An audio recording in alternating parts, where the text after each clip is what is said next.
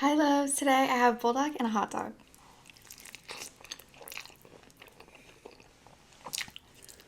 I think I overcooked this ramen a bit. I tried cooking my hot dog today with those like skewers.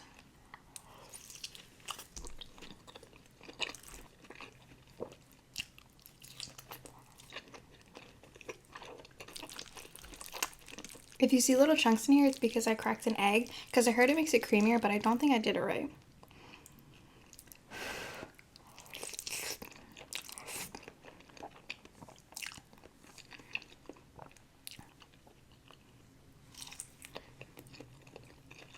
It's so beautiful.